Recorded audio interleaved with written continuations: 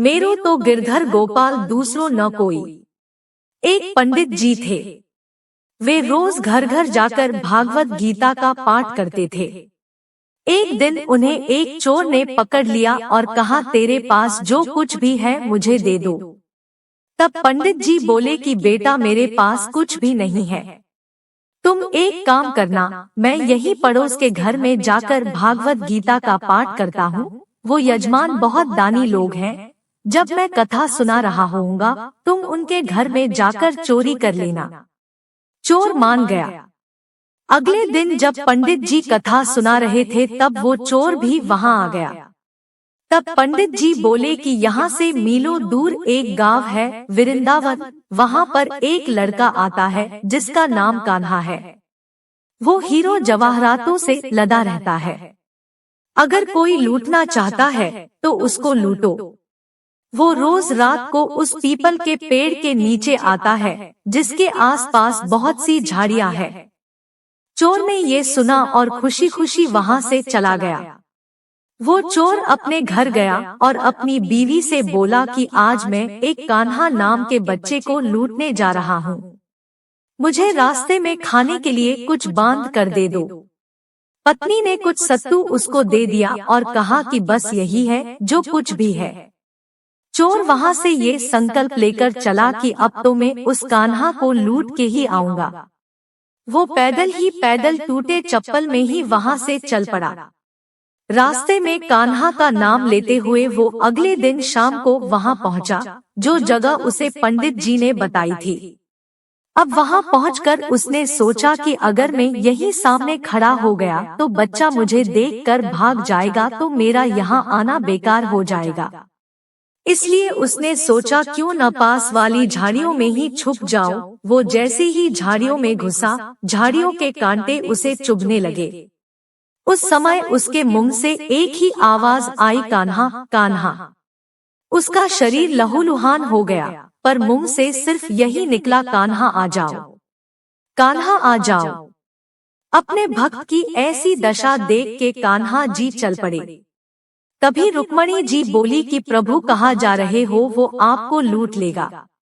प्रभु बोले कि कोई बात नहीं, अपने ऐसे भक्तों के लिए तो मैं लुट जाना तो क्या मिट जाना भी पसंद करूंगा। ठाकुर जी बच्चे का रूप बना के आधी रात को वहां आए। वो जैसे ही पेड़ के पास पहुँचे, चोर एकदम से बाहर आ गया और उन्हें पकड़कर बोला, ओ कान्हा, तूने मुझे बहुत दुखी किया है। अब ये चाकू देख रहा है न, अब चुपचाप अपने सारे गहने मुझे दे दे। कान्हा जी ने हंसते हुए उसे सब कुछ दे दिया। चोर हंसी खुशी अगले दिन अपने गांव में वापस पहुंचा। सबसे पहले उसी जगह गया जहां पर पंडित जी कथा सुना रहे थे। जितने भी गहने वो चोरी करके लाया था, उनका आधा उसने पंडित जी के चरणों में रख दिया। जब पंडित जी ने पूछा कि ये क्या है, तब उसने कहा, आपने ही मुझे उस कान्हा का पता दिया था। मैं उसको लूट के आया हूँ और ये आपका हिस्सा है। पंडित जी ने सुना तो यकीन ही नहीं हुआ। वे बोले कि मैं इतने सालों से पंडिताई कर रहा हूँ, वो मुझे आज तक नहीं मिला। तुझ जैसे पापी को कान्हा कहाँ से मिल सकता है।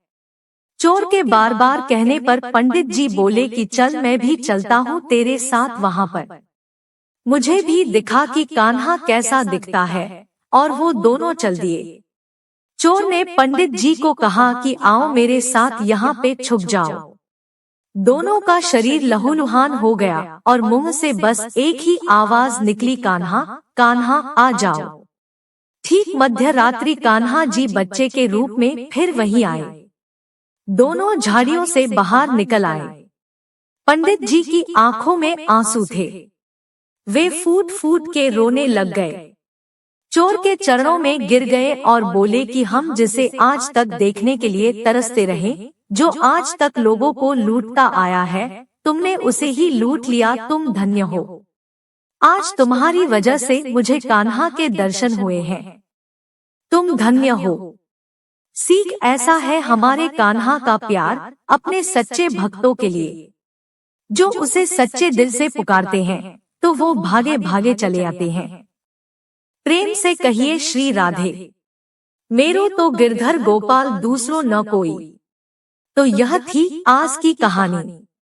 ऐसी ही और वीडियो देखने के लिए हमारे चैनल को सब्सक्राइब करें और बेल आइकन को जरूर दबाएं, ताकि आने वाले वीडियो की नोटिफिकेशन आपको समय पर मिल जाए। अंत में एक बार फिर से आपका बहुत बहुत धन्यवाद।